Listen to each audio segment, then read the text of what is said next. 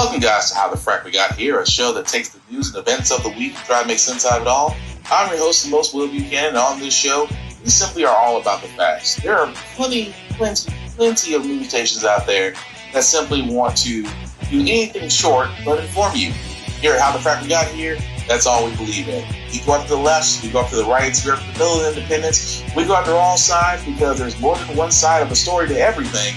And you need to know it all in order to actually formulate your own opinion. And that's what we try to do here at How the Frack We Got Here. Thanks for listening, and hold on. It's going to be fun. All right, guys. Today's date, July the 10th, 2024, and this is How the Frack We Got Here. I'm the host, most Will Buchanan on the Frack We Got Here. We do take the events of the week and try to make sense out of it all. Before we get started, guys, we do try to keep ourselves as legitimate news podcast, which means we only get news from most reputable sources with award-winning journalism.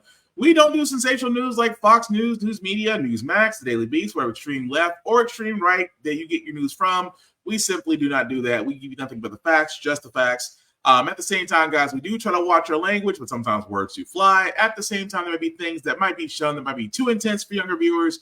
So viewer discretion is advised. Aside from that, welcome. So, unfortunately, I did, for a Wednesday, we do have to start with some somber news because how many more times are we going to keep seeing, and I mean this ever so succinctly, when you hear the story, it's going to sound very familiar, and so will the outcome. To see them beat him repeatedly over and over and over again. They didn't stop. They could have stopped. They could have let him go, and they didn't. Tonight in Wisconsin, a distraught wife demanding justice in the death of Devontae Mitchell after family says they viewed surveillance video from Milwaukee's Hyatt Regency Hotel that showed the 43-year-old husband and father running scared through the lobby on Sunday, June 30th, at one point ducking into a women's restroom before police say being detained by hotel security, leading to this moment. Stay down!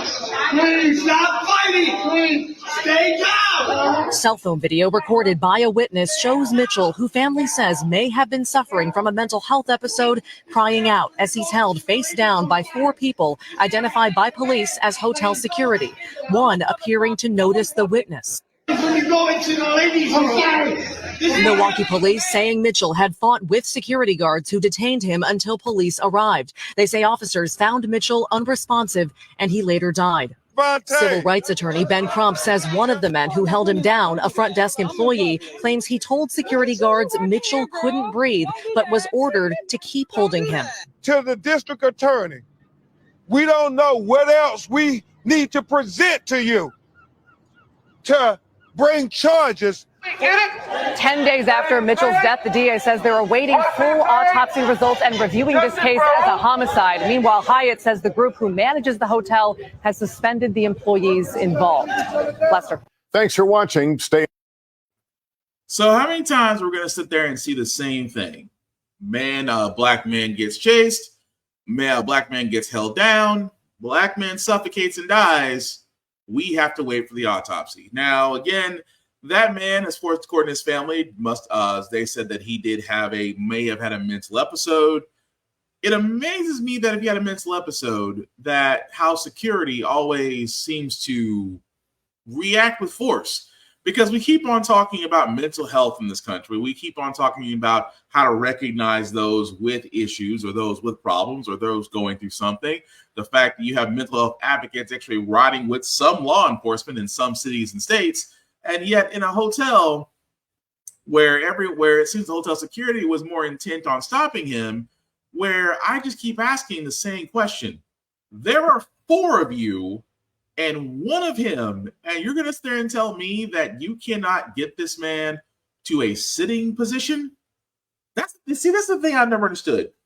If there's four, if you are literally overpowering this guy with four people, you're telling me four people can get one individual to a sitting position and restrain him that way to where, he can breathe? Because that always seems to be the go-to. Get the man on the ground, put your body weight on him, and that's how you subdue him.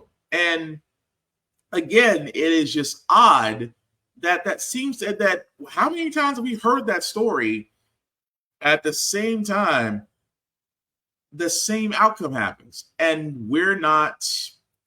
I won't say enraged, but we are. I don't want to get desensitized to it. I don't. And of course, that's going to develop because we're going to say the toxicology report. And trust me, that's the reason why Fox News is quiet right now. Fox News is waiting for the autopsy and toxicology report because they're going to do what happened with Eric Gardner, with George Floyd. They're going to try to sit there and say, "Oh, well, it wasn't the weight of the officers that was on top of him that killed him. It was the stuff in his system. That's what killed him." They're going to find any excuse. And I hate to say that, but the hotel at this moment is doing damage control. Hyatt is trying to distance themselves away from this, even if it means the hotel employees involved, who are currently suspended, may or may not get fired. We don't know that yet. But at the same time, yes, I don't blame the family for suing the hotel because they have to explain, number one, why they were chasing him. Number two, why such extreme measures. And number three, the excuse of, well, I was told to hold him down. Well, who told you to hold him down? Because if that's the case, someone else is liable. And if it's law enforcement, then if I was that family, everybody would be getting sued. But we're going to follow that case as it develops because, again, how many more times we keep hearing I can't breathe in a position to where those who have security training can't seem to get away from putting the body weight on somebody while on the ground, while on top of them, especially when you have other people that can help you restrain said person. I will never understand it. But like I said, we will follow that story as it goes along. So let's get to the Democrats. I know I usually start with the Republicans. We're going to start with the Democrats tonight because sometimes how can I put this over so nice with Democrats? You guys off the folks, first off, a lot of you are spineless, really are. But at the same time, there seems to be this story that just will not seem to go away. And it stemmed back from the first debate with Biden and convicted felon Trump. I love saying that. But however, it isn't the Republicans who are saying Joe is too old now. That 81-year-old President Joe Biden is too old to run for a second term. Nope. It's his own party. To where now they're calling, some of them, and it seems to be growing in number, are calling for him to step down. It amazes me, but unfortunately, it's true. Dozens of world leaders at the NATO summit in Washington. President Biden is promoting unity and strength. Today, we're stronger than we've ever been. But that message comes as the president faces fresh calls to leave the race. Today, one of his most prominent Hollywood backers going off script. George Clooney, who hosted a star-studded fundraiser for the president just 3 weeks ago, writing a guest essay in the New York Times, arguing we are not going to win in November with this president, and urging Democrats to coalesce behind a new nominee. The actor making the case that the president he spent time with at the fundraiser had changed from prior elections. And that night was the same man we all witnessed at the debate. And this morning, former House Speaker Nancy Pelosi became the highest-ranking Democrat to signal he could still drop out. It's up to the president to decide if he is going to run. We're all encouraging him to make that decision because time is running short. A striking statement, considering the president has repeatedly said he has decided. I'm staying in the race. Pelosi later clarifying she still supports the president. President Biden, is Nancy Pelosi still behind you, sir? Still, top House Democrat Hakeem Jeffries has told worried lawmakers that he plans to relay their concerns to President Biden, 4 sources confirmed to NBC News. And senior Biden advisors are now set to brief Democratic senators at a special caucus luncheon tomorrow, after Michael Bennet of Colorado became the first sitting senator to say this publicly. Donald Trump is on track, I think, to win this election and maybe win it by a landslide and take with him the Senate and the House. The question now, will the floodgates open on Capitol Hill? I am deeply concerned about Joe Biden winning this November. We have to reach a conclusion as soon as possible. ABC's George Stephanopoulos apparently reaching his own conclusion, now acknowledging he should not have said this in a video posted on TMZ just days after interviewing the president. What do you think? Do you think Biden should step down? You talk to him more than anybody else have lately, and you can be honest. Tonight, the Biden campaign is promising more unscripted events to convince lawmakers, donors, and voters that the president is all in. And Gabe, there's late word from Capitol Hill tonight about subpoenas regarding the president's health. Yes, Lester, late today, the Republican-led House Oversight Committee said it had subpoenaed 3 senior White House aides, demanding they sit for depositions regarding the president's mental fitness. The White House is calling it a baseless political stunt. So this is the problem I have. And I stress this very heavily, that some Democrats are trying to say that the current president, and I say this because I can't believe I'm saying it, but I guess I got to say it out loud. The current president who beat Donald Trump before he was a convict, before he was a felon, who beat him previously, this is the same guy who has, albeit, done a moderate job. And I say moderate because he did. I mean, it wasn't bad and it wasn't all the way good. It was a moderate job. But let's be honest, he's a moderate Democrat. That should go along territory. That being said, you're telling me this man that you think can't beat a convicted felon who has basically told everybody what he's going to do if he gets back in office, that he has sat there and said he wants to be a dictator. If he sat there and said he's gonna reverse, he's going to terminate certain government entities, he is going to end education and institute his own policy of education. This man, which I'll get to momentarily because he has this thing called Agenda 47, it's on his website, and we'll get into that momentarily. But that being said, you're telling me 81-year-old President Joe Biden can't beat him, and that all of these Democrats that are coming forward and calling for him to step down are all screaming it now. It's a little late. We are I believe 118 days away from election day. I think we're correct me if I'm wrong. I think we're 118 days away. If not, I'll go back and correct myself. But you guys waited 2 years too late, because again, Biden, and I said before in a previous podcast, everybody has an off night when it's debate night. Everybody has an off night. President Obama had an off night. When he was debating Mitt Romney, he had an off night. And again, you can give excuse you want to. Obama wasn't Obama that night when he debated Mitt Romney. Okay, fine. He came back. He still came back, still got a second term. No problem. Why would we not expect Biden to do the same thing?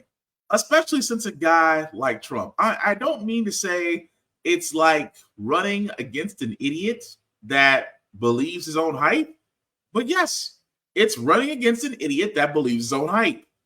And it amazes me that these Democrats, although not all Democrats, because AOC and Bernie Sanders did support Biden going forward, saying that he is fine. And he has already passed a physical fit test. Now, the only time I'll ever question a physical fit test was the one that was given to Trump that he said he was physically fit. That's the one I'll question, because that man's, let's be honest, that man's dietary planning, unless it's all McDonald's, let's be honest, not that healthy. But Democrats are shooting themselves in the foot. Instead of getting behind the president, really saying, as I've been saying in this podcast, what these Democrats are not doing, they are not talking about all the accomplishments they've done this entire presidential first term. They have not talked about what they've been doing. They haven't talked about what they accomplished, what they got done. They haven't talked about any of those things. They're too busy for some of them talking about, well, Biden is a little old. Maybe we should get a different president. Maybe we should have a different candidate. And as a voter, I can't tell you how many times that it's almost like Democrats are like, you guys don't even get behind the same guy who's running the country right now. You're too busy trying to replace him because he's old. Where, no offense, a lot of you guys, if we're going by age, should be replaced. There's some don't get me wrong. Representative Maxine Waters is older than President Biden, and she still gets shit done. Maxine Waters, remember that? Whoever, again, she's older than Joe Biden. She's still getting shit done. So as much as they want to sit there about age, well, it's just how he talked. And I said, this is a man who is dyslexic, has a stutter. Why are you surprised? And still did a moderate job. But Democrats seem to be on this, well, we just might need to look into, a different candidate. Well, who? If we're going to go that route, who do you have? Because if Biden steps down, that means Madam Vice President Kamala Harris is next. And let's be honest, I'm trying to be as nice as I can, because Kamala Harris, again, made history as the first, history on a lot of counts. She is the first Black vice president. She is the first Black woman to be a vice president in a executive branch. She has made history. Do not get me wrong. Without her, we would not have Ketanji Brown Jackson as Supreme Court justice. She was the deciding factor in getting her nominated to Supreme Court. Again, she has done things, but at a moment to where she went to New Orleans during the Essence Festival to speak about it, she could have sat there, and I get mad when I see this, because like, you guys have the moment, and we need to hold ourselves and the people we vote for and accountable. And Madam Vice President basically came to the Essence Festival and didn't mention the president once. Didn't talk about, Joe's okay. He's fine. We'll be okay for a second term. That's all you had to freaking say. You didn't have to give this whole 4-hour speech on everything else. Oh, well, we have plans to do this in the year and this, they did this, that, and the other. Say Joe's fine. Say what you accomplished. Say what needs to be done. And say that we need you to vote. How hard is that? And again, I'm not saying Madam Vice President Kamala Harris is not stupid. She is very educated. But it is amazing to me the current stand of the Democrats are not doing what Republicans always do. Republicans toe the line. They may be counterproductive. They may be hypocrites. They may be uber religious nuts. But when it comes to the party line, everybody toes it. And we'll get into that momentarily. But again, it amazes me that Democrats have taken a story that should have been old and gone, and yet still gains traction because some people believe that Joe should need to step down. But you can't provide another candidate that could do so. So again, make it make sense. But speaking of things to make it make sense, again, another we're actually going to show a traffic stop where it occurred in Delaware, where it seems the officers may have gotten just a little bit too handsy and punched a woman for what it looks like to be no reason. Again, this is graphic. Viewer discretion is advised. New video tonight from Newcastle County Police showing a controversial incident between officers and a driver. Police released body cam video today showing the encounter. It was back on June 29th when it happened, saying they're aware of video circulating online. They say one of its officers saw the driver commit several traffic violations, and when he tried to pull her over, she kept going, pulling into the parking lot of a Royal Farms on Pulaski Highway and then backing into a parking spot. Step out of the car. Step out. Step out. Because I asked you to. Yes. For what? Step out. What? You want to get locked up? For what? Right now, you're resisting. For what? You said I'm detained, but you never gave me a reason. You pulled me over, then you honked your silent because I'm backing up. Did you want me to stop on this other road? No, we're not doing it. We blurred her face because police have not released any information on her identity or charges filed. Police say the car's registration was suspended without insurance, and there was an old bullet hole on the driver's side door. According to police, the driver refused to get out of the car and asked for a supervisor. Then after about 3 minutes, several other officers arrive at the scene. I stated to you, I'm going to wait till your friends come. Don't touch me, and I'll get out. Get out of the car. Get out of the car. I'm not. Move. Put your hands behind your back. That's when the driver gets out of the car. There's a little scuffle here, and you hear officers tell her to get to the ground, stop resisting, and to get off of an officer's foot. At one point, it appears an officer hits her. She's eventually handcuffed and placed in a police car. Now, we reached out to Newcastle County Police for more information on this incident, but at this time, they say they're not releasing her name or any charges. The department is investigating whether the officer's actions were within policy, and the incident has been referred to the Delaware Department of Justice. Okay, so let's get referred to development to Delaware Department of Justice. Try saying that 5 times fast. I got a question. What did she do to where the officer decided to give her the Marge Simpson just a again? And then he says, "Well, she stepped on the officer's foot." Doesn't mean the officer has the green light to punch a woman.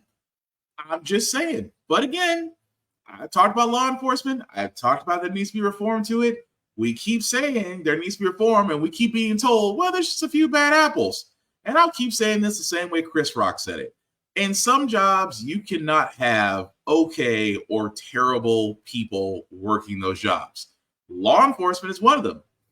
We can't have bad apples. If you can't control yourself when you were not assaulted, when you had more numbers than said person, and decided still to punch them on the way down while they're being restrained, I don't think you should be a law enforcement officer.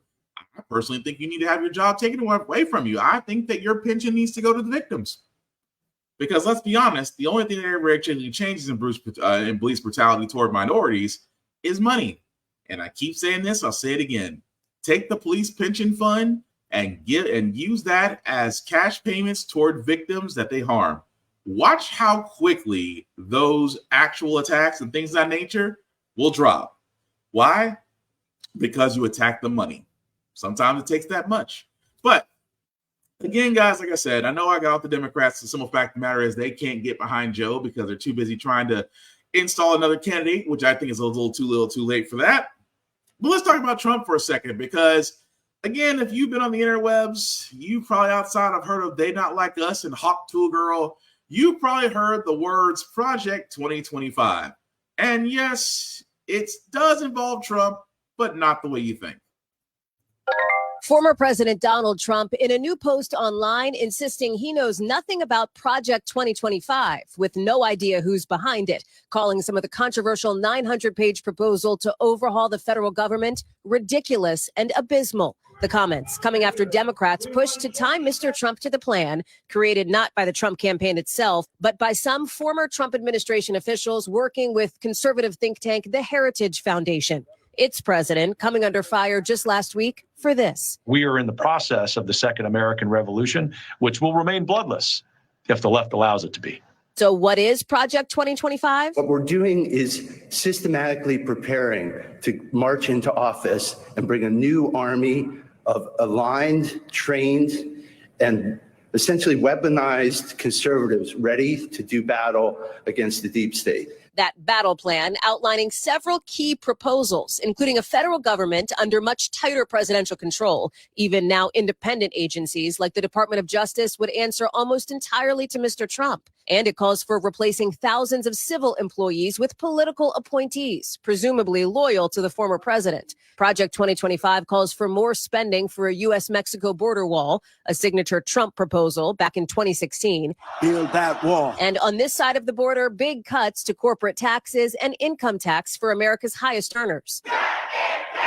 The plan taking aim at what it calls woke culture warriors, calling for deleting a long list of terms from all federal rules, including sexual orientation, diversity, equity, and inclusion, and gender identity, and eliminating the education department. It's not uncommon for think tanks to create wish lists for governments in waiting. But with the race for the White House all but deadlocked, Democratic opposition to the plan has ramped up against what Congressman Jared Huffman, behind the Stop Project 2025 task force, calls a dystopian plot. I think what troubles me the most is just the explicitness of the extremism. And the people who are saying these things are the most inner circle leaders of Donald Trump's political world. Those behind Project 2025 accuse Democrats of fear-mongering. This really would tee up an incoming administration to achieve more than we've ever seen under a conservative president before.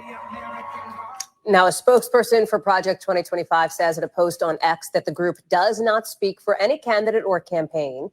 And in response to those controversial comments on an American revolution, the head of the Heritage Foundation tells the New York Times, quote, "These patriots are committed to peaceful revolution at the ballot box." Now, President Biden, for his part, in a statement, says Project 2025 would give Mr. Trump limitless power over.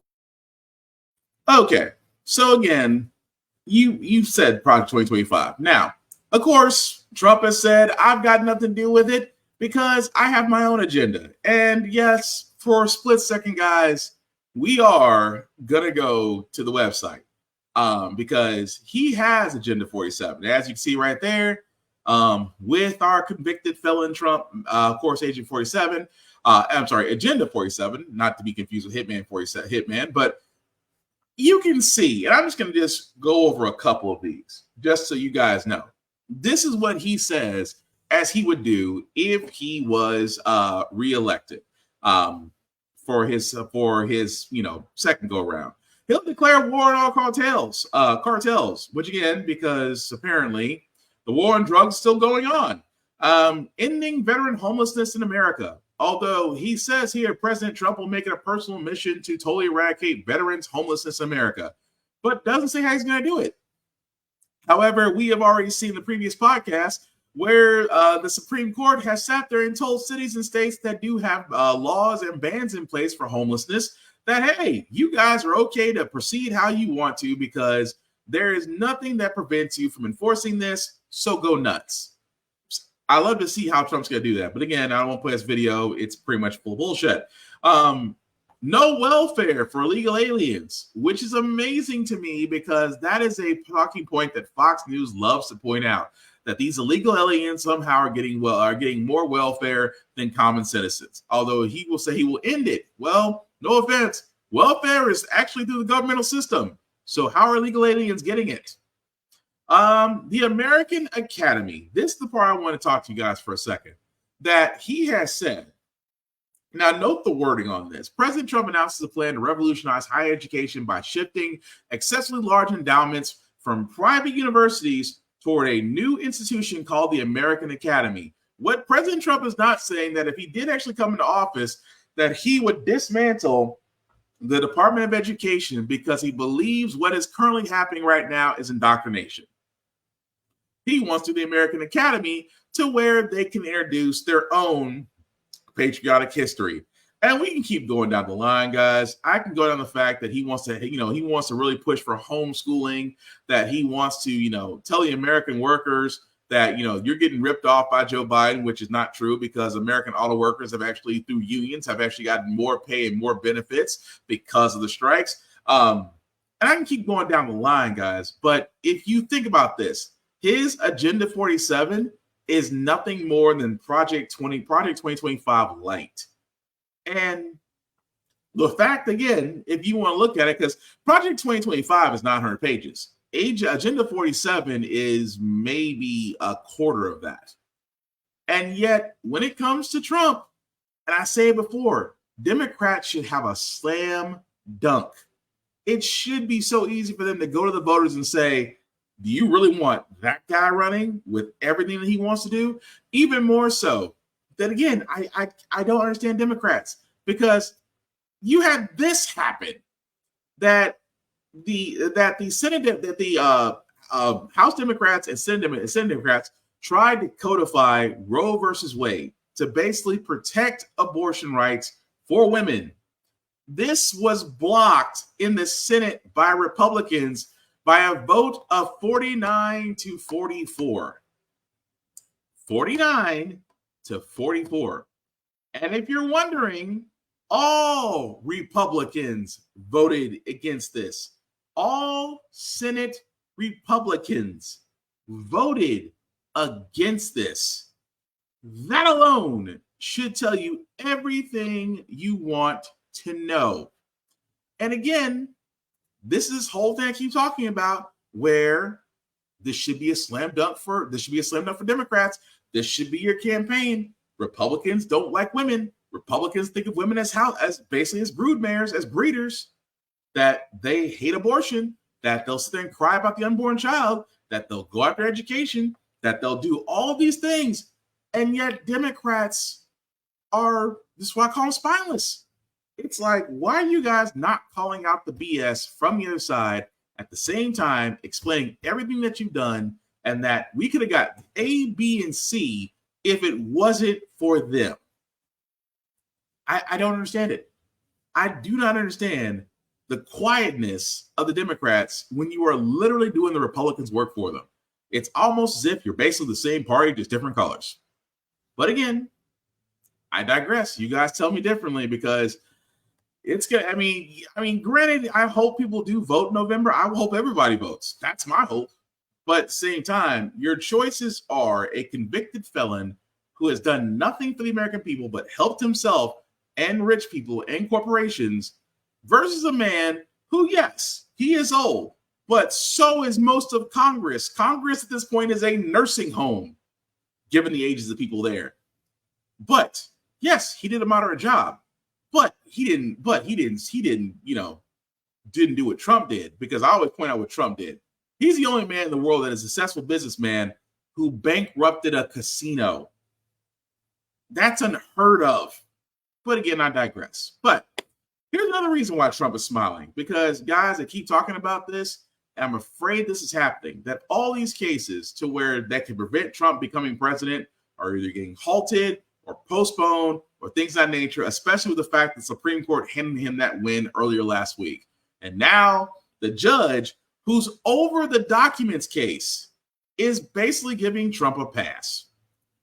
News out of Florida, Judge Cannon saying, I'm going to agree with you, Donald Trump, and temporarily stay some important deadlines. Your thoughts? You know, Katie, so much to dislike, both in form and in substance, about this one. And I think what I want to start with is just two short lines from the motion that Donald Trump's lawyer filed yesterday.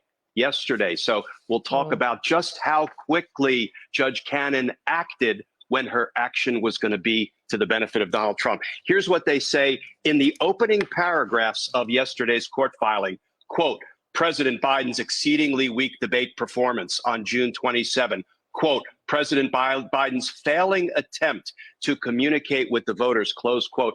Katie, I was a federal prosecutor for 30 years. I've never seen language like that in a court filing from a defense attorney or a prosecutor.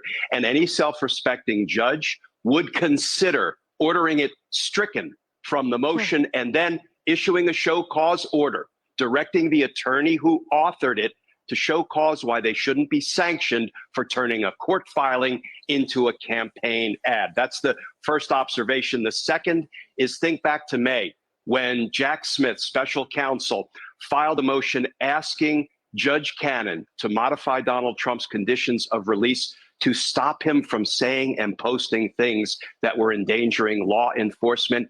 She has yet to act on that. And yet, within 24 hours of Donald Trump's attorneys asking her to do something, she couldn't jump on it quickly enough and entered an order, basically taking a train that was already stopped dead in its tracks and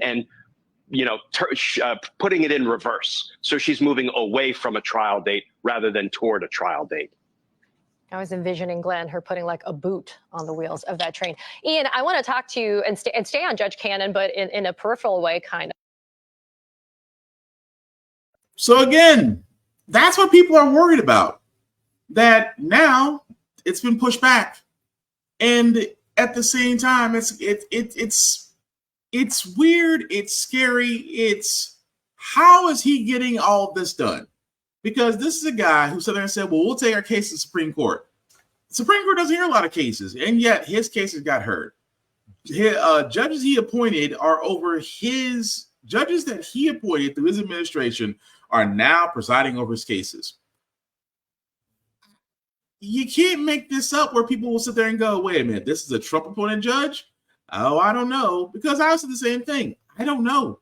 Will this judge actually be a judge and not, have any type of loyalty toward Trump?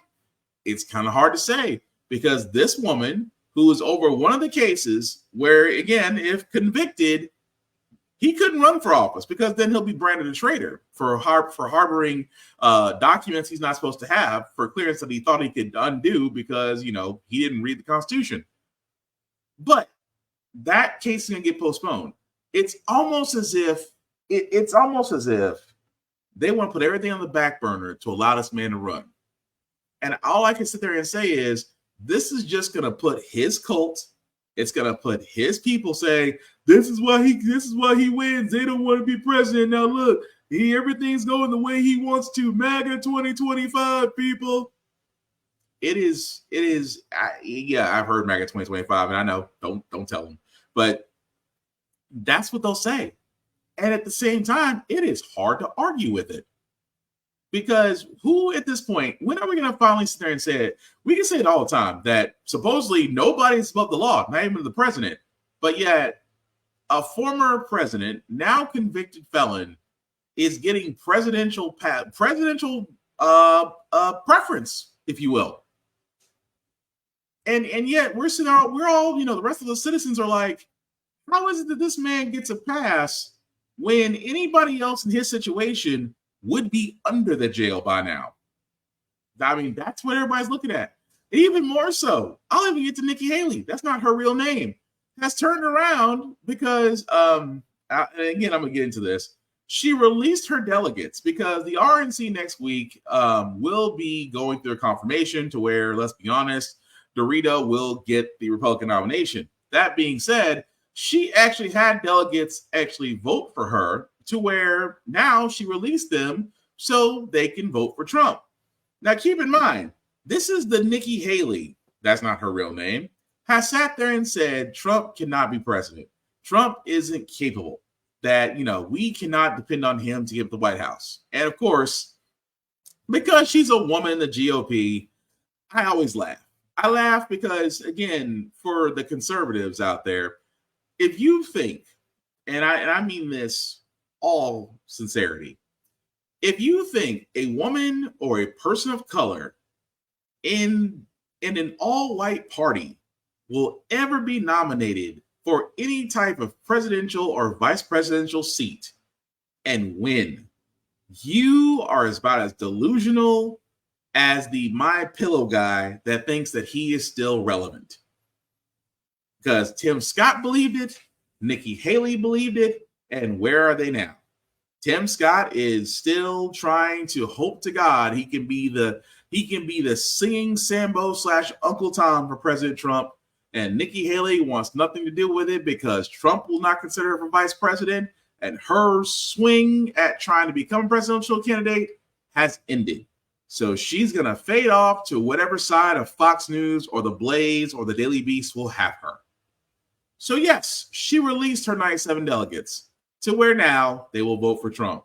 So this is what I was getting to, guys, about the simple fact of the matter that say what you want about Republicans sometimes, but when it comes time to toe the party line, they do it effortlessly. Even though Nikki Haley says, well, we need to get behind President Trump. Didn't just a couple of months ago you said this man can't be trusted? She's towing the party line. But I don't expect those in Fox News or those in certain GOP circles to sit there and hold her accountable because, hey, she's playing ball. Because if she plays ball, the money keeps rolling for her. Again, tell me you never heard of a broke politician in Congress. But moving right along, guys, I wanted to cover this story as well as far as education goes before we get to our business and then on to our feel-good segment. Virginia is joining other states that are trying to restrict cell phone in schools, saying that this has a detrimental mental health effect on students and the fact that it gets in the way of their education. No, because education is already fracked up. Education has been taken over by parents who question what is being taught their kids. Education funding has been cut in half or even worse every year to where schools have to do less. Teachers are not getting paid more. Schools are getting overcrowded.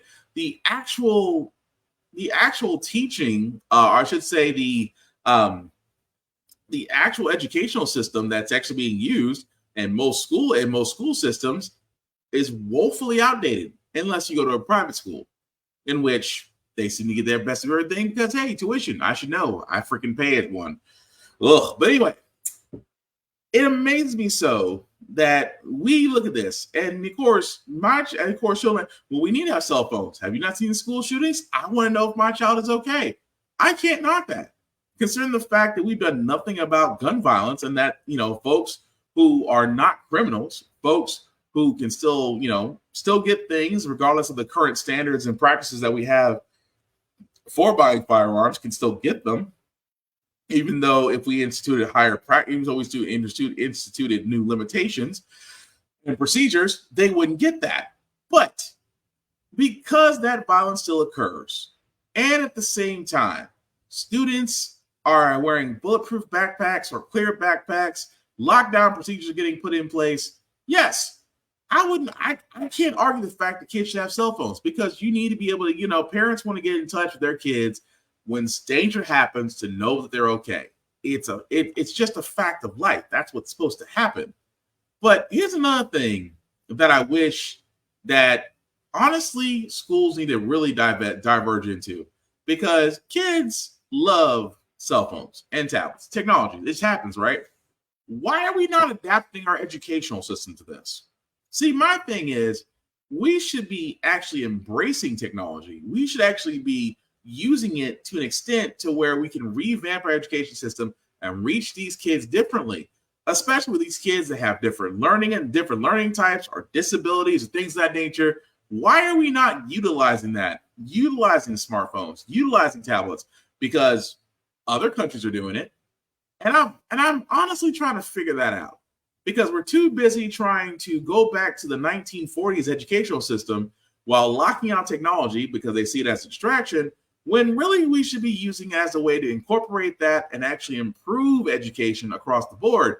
Because let's be honest, if education had the same blank checkbook as the Department of Defense, there'd be smarter people and fewer wars. That's all I'm saying.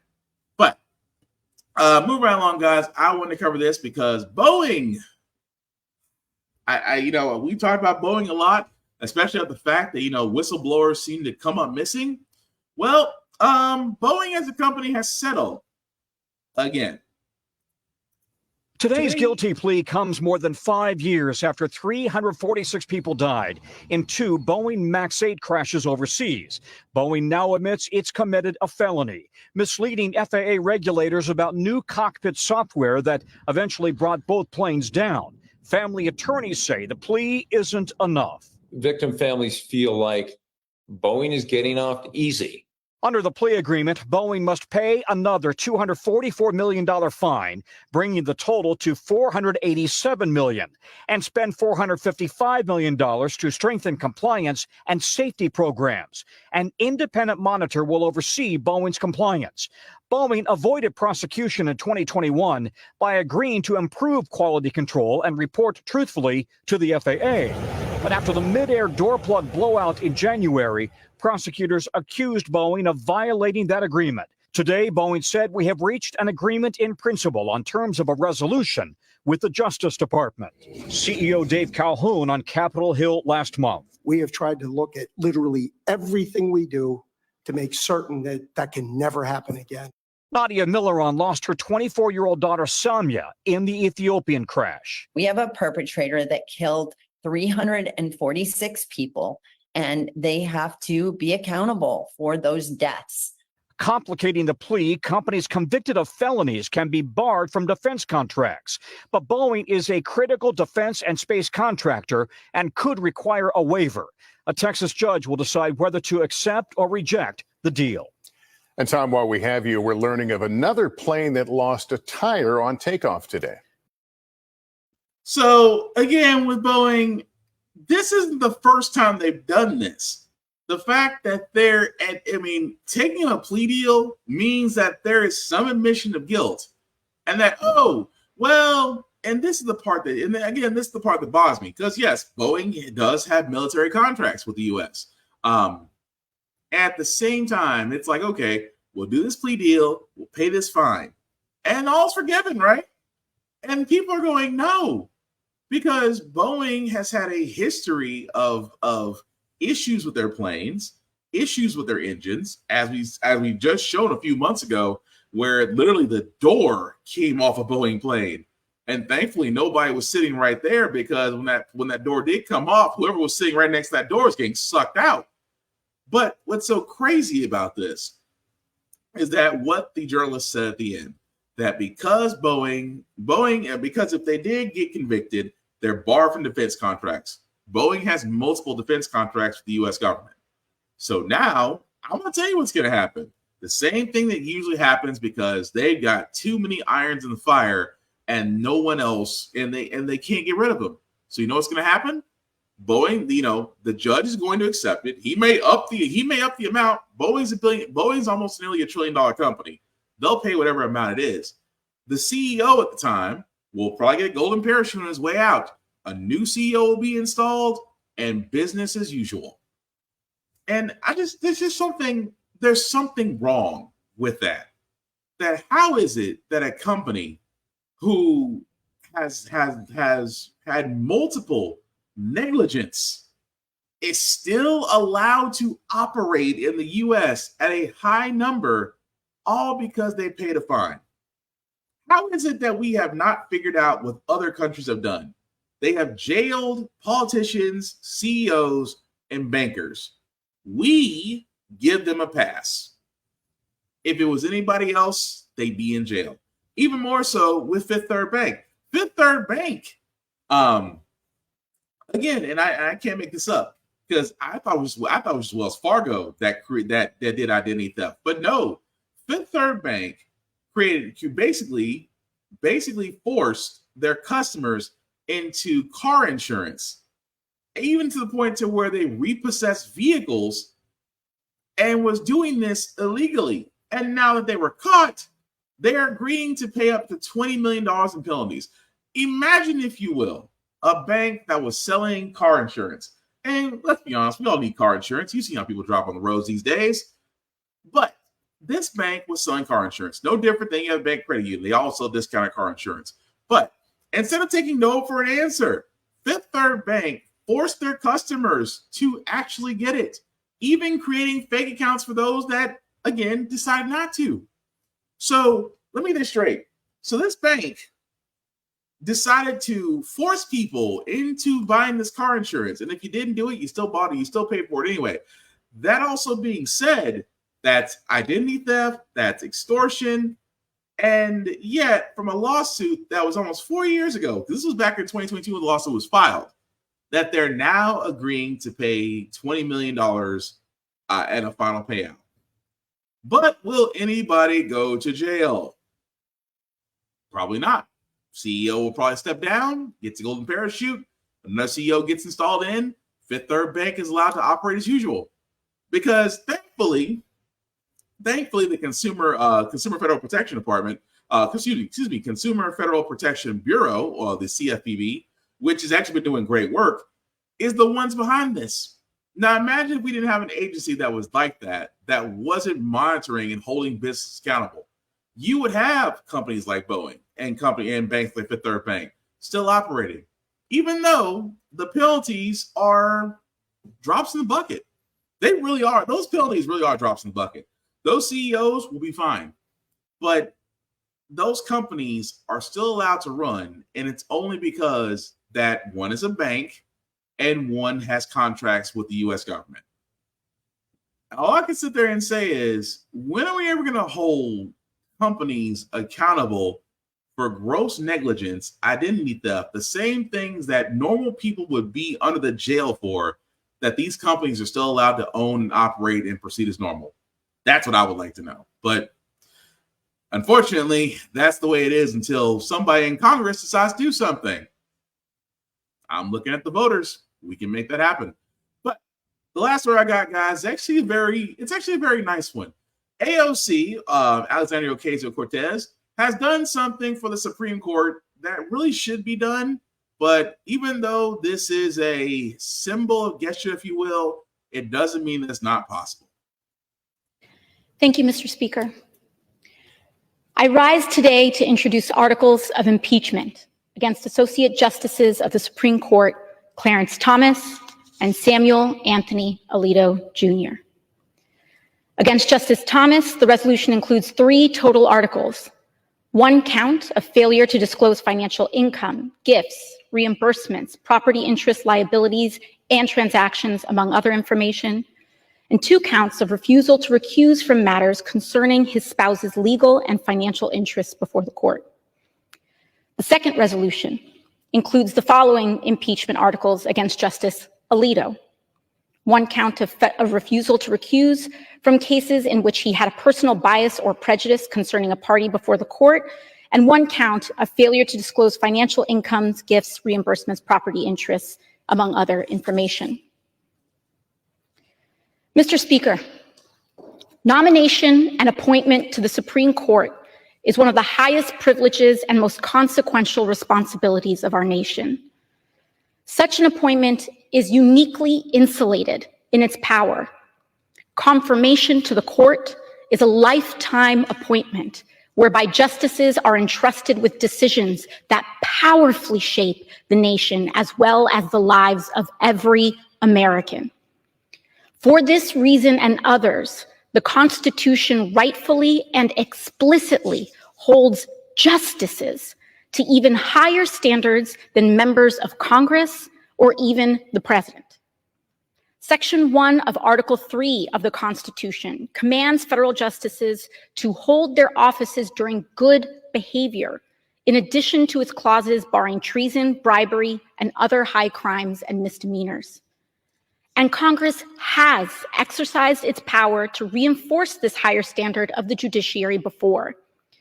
This body has impeached and removed 8 federal judges for transgressions ranging from evading income tax and perjury to intoxication on the bench and abandoning the office to join the Confederacy. Perhaps most critical to the legitimacy of the institution, these judicial standards require justices to recuse themselves in any proceeding where their impartiality might reasonably be questioned. In other words, if a person could reasonably believe that the legitimacy of a justice's judgment could be or be perceived to be compromised due to their personal involvement in the case or its parties, the standard is clear. The justice must recuse. They are required to recuse. That stringent and sacred standard exists for the good of the ruling, the judiciary, and the country. Mr. Speaker, I believe that everyday Americans, independent of party or ideology, can reasonably conclude that Justices Thomas and Alito's years-long pattern of misconduct and failure to recuse in cases bearing their clear personal and financial involvement represents an abuse of power and threat to our democracy fundamentally incompatible with continued service on our nation's highest court. For the good of the institution and the nation, absent resignation, they must be removed. The proof is undeniable, and here I will lay it out. Justice Clarence Thomas, for decades now, has carried on a close, financially entangled personal relationship with real estate billionaire Harlan Crow. It is of material importance to the American people to note that Justice Thomas's relationship to the billionaire only began after Thomas's powerful appointment to our nation's highest court. The cash, goods, and services Justice Thomas received over the years include large loan balance cancellations, tuition payments for family, and vacations in private jets and yachts worth up to $500,000 alone. In total, Justice Thomas appears to have received more than $1.5 million worth in goods, cash equivalents, and services from Mr. Crow. And that is just what we know of. But truthfully, we won't ever really know the total sum of contributions Thomas received from Crow. Justice Thomas not only accepted these contributions while Mr. Crow had business in front of the court, but he accepted them in secret, failing for years and years to report them. Yet Thomas did report smaller gifts during this time, demonstrating a clear understanding of his legal obligation to report. Would a reasonable American question that receiving lavish gifts from Mr. Crow might lead Justice Thomas to have a bias towards his, quote, friend with business before the court? Without a doubt, yes. But did Justice Thomas recuse?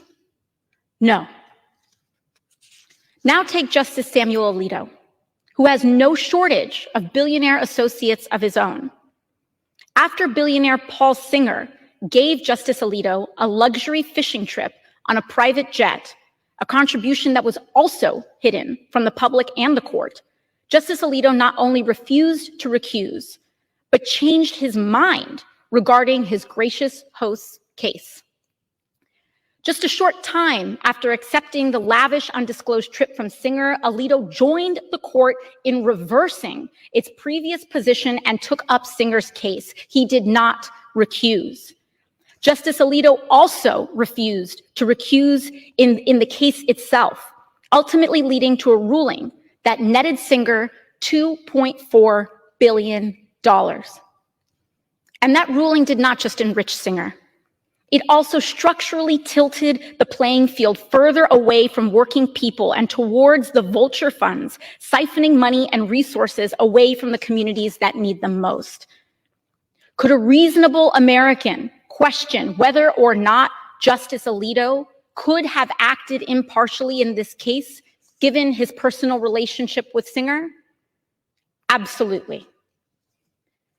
In January 2021, after the former president of the United States incited an insurrection on the Capitol in this chamber to interfere with the results of the US election, Justice Samuel Alito and his wife flew an upside-down American flag, a symbol of solidarity with the attack, outside their home. 2 years later, they publicly displayed outside their home yet another incendiary symbol, a flag associated with extreme right-wing Christian nationalism. Justice Alito maintains that his wife, Martha Ann Alito, is the only one responsible for the flags. But common sense maintains that such a close and incendiary revelation requires recusal by the justice from January 6 related cases. Despite the overwhelming appearance of a conflict of interest, Justice Alito refused to recuse himself from cases surrounding the 2020 election and questions of the former president's legal immunity in the attack. Would a reasonable person question that Justice Alito's conduct exhibits and demonstrates reasonable concern for bias in these cases? Absolutely, and without question. And finally, Justice Thomas, who is married to Virginia Thomas, a financially and personally involved operative in the Stop the Steal movement and Capitol attack, also joined opinions in these cases, even as clear evidence mounted that not only was his wife fully committed to overthrowing the results of a fair election, but she was actively lobbying members of the Trump administration attempting to do just that. The questions before the court had unquestionable implications for Thomas's wife and consequently Thomas himself, making his refusal to recuse one of the most shocking examples of conflict of interest in the court's history. And crucially, it was both Justices Thomas and Alito who cast critical votes in the ruling. It now follows that because of Alito's and Thomas's refusals to recuse, everyday Americans cannot, should not, and will not believe that these justices, and consequently the court they serve, is working to uphold the Constitution and put the country ahead of their own individual self-interests. Americans will not believe that the court interpreted the law independent of profit for themselves and their newly termed friends. Without action against these blatant violations, reasonable Americans have and will continue to lose faith in the court itself.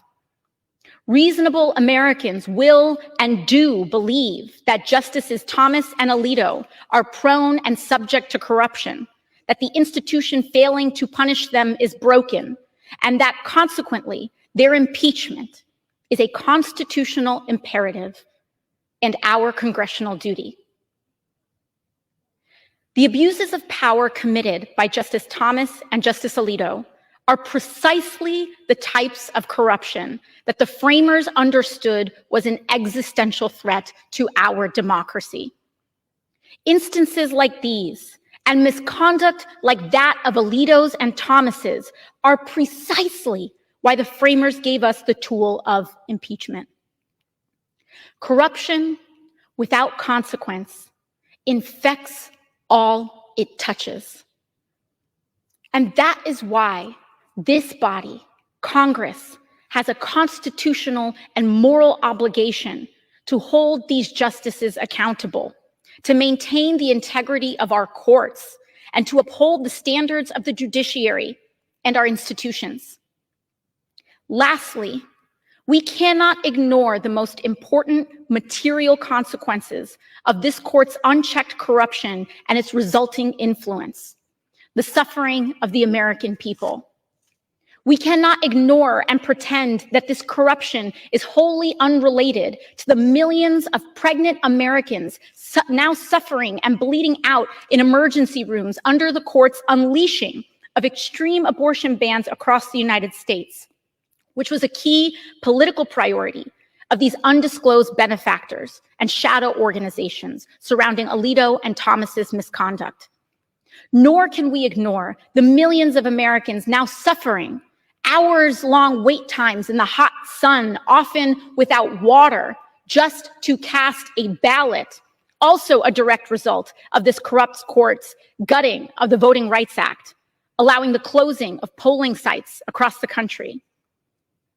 You see, neither these justices nor their shadowy benefactors have to answer to the parents of developmentally delayed children about their decision to gut the power of the EPA and the entire administrative state with it.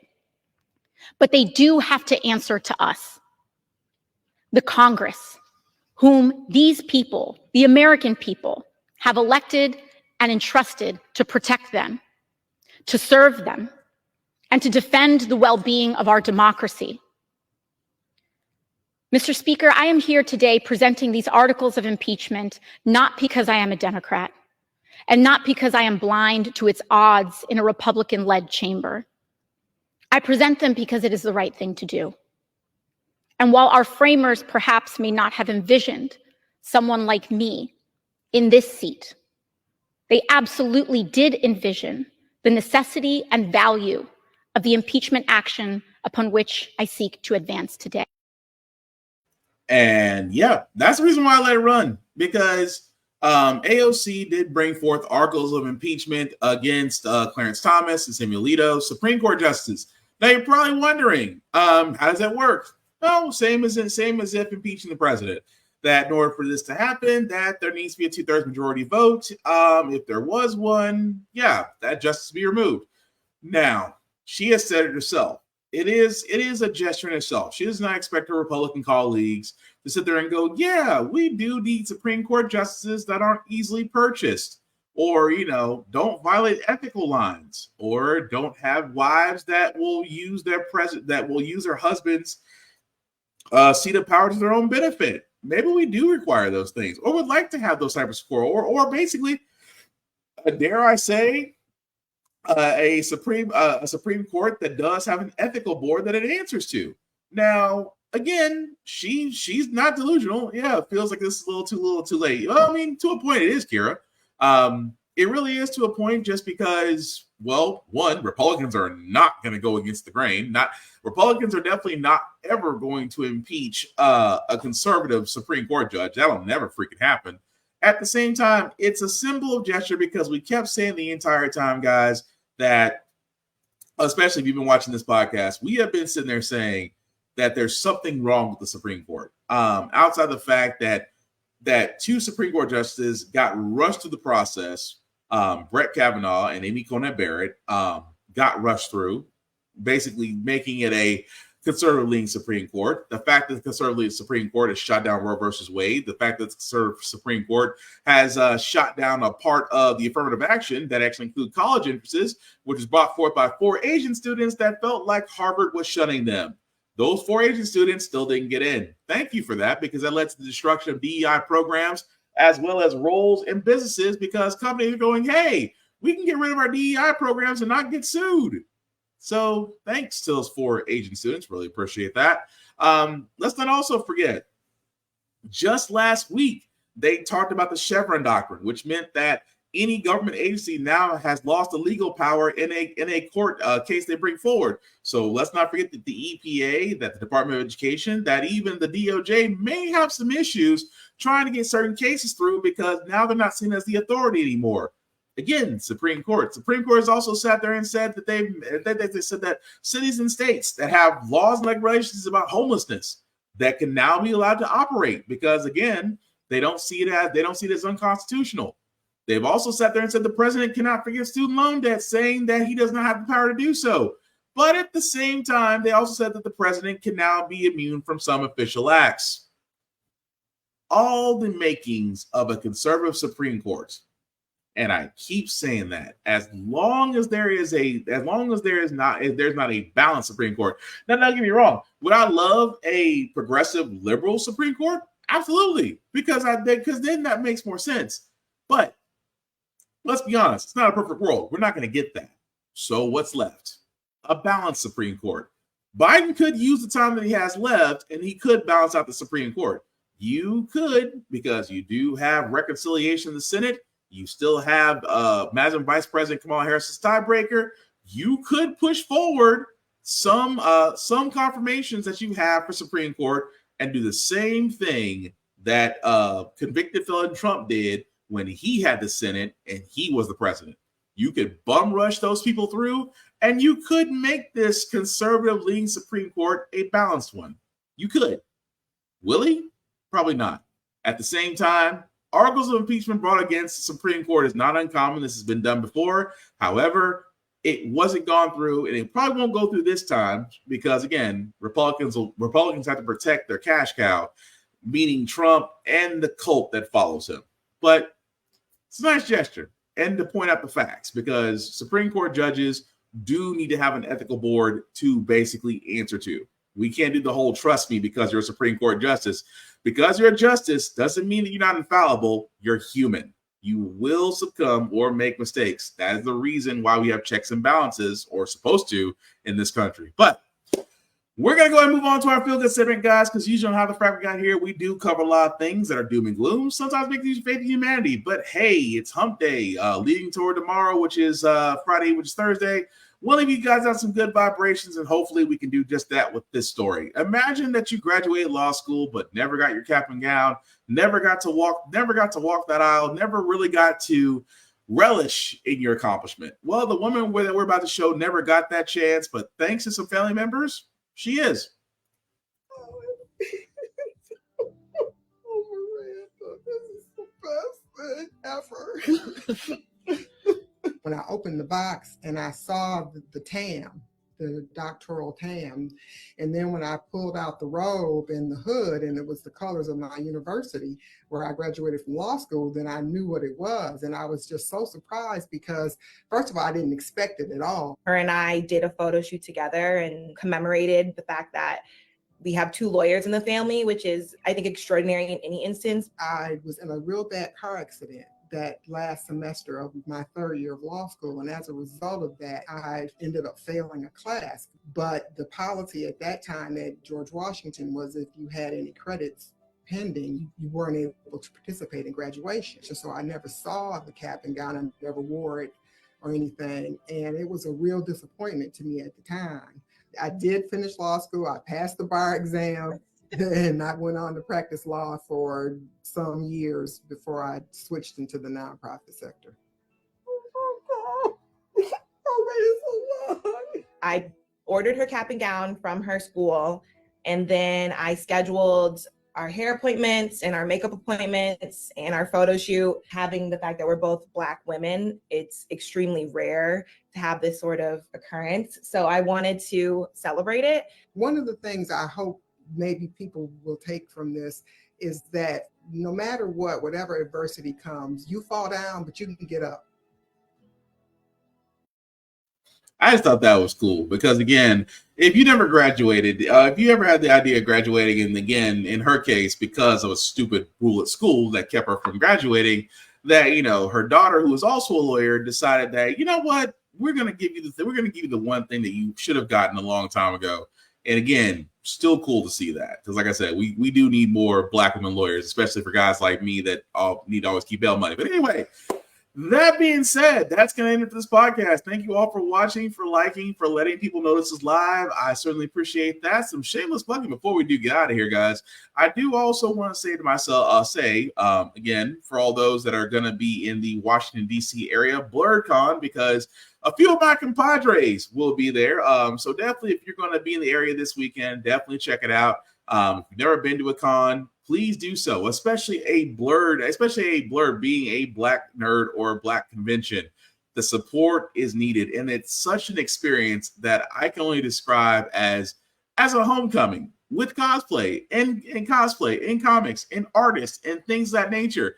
So again, if you are going to be in the Washington, D.C. area, guys, definitely check out BlurredCon as it's happening this weekend. You will not be disappointed. Also, if you see folks there like a Lady Mandalore or Chris Fury or Tafari TV or Mayhem Media, trust me, you won't miss them because they're part of the Blurred's Eye crew. Definitely check them out. I myself, unfortunately, won't be there because, hopefully I'll have a new edition coming who seems to be coming sooner than later. But anyway, but yeah, definitely check them out.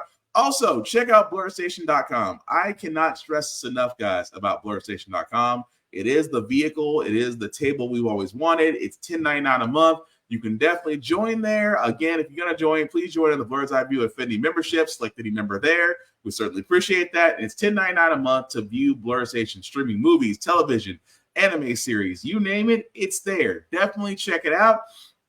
After 36 months of paying $10.99 a month, guys, you do have the option of owning a piece of Blurred Station. So definitely check it out. And if you also are a content creator and you want your content to be shown on blurredstation.com, first you have to join, which allows you to talk to people behind the curtain. And from there, if all works out, you'll be able to see your content on blurredstation.com. And again, you get to keep the content. They only ask for a piece of distribution. Can't beat that with a stick. But as for myself, guys, you can find me Black_Spartan615 on all the socials. I'm friendly. Just don't make it weird. That's the only rule I have as far as being on socials. That, of course, we can talk about current events. We can talk about politics. We can talk about how you can be effective in your community. But again, keep it simple. Don't be weird. I don't want to have to get this whole thing of blocking and whatnot. So again, don't be weird. Black_Spartan615 is where you can find me. Add me, follow me. I certainly appreciate that. The link at the bottom, I'll make that a little bit bigger for you guys to see. If you copy and paste that link in your browser, take you to my YouTube, Facebook groups for all of my podcasts to where you can like, share, subscribe. A like, a share, and a follow costs nothing, guys, but it means everything. I would certainly appreciate that if you can do just that. Aside from that, guys, again, still going to say, if you're in the Washington, D.C. area or you're heading to the Washington, D.C. area, definitely check out BlurredCon. Let the folks know there. Definitely enjoy it because, again, these experiences need to grow in number, not just at BlurredCon, but other cons as well. So hopefully, if you are able to go there and enjoy yourself, please do. You'll have a lot of fun. That being said, guys, I did check. We are 118 days away from Election Day, which means know who you're voting for.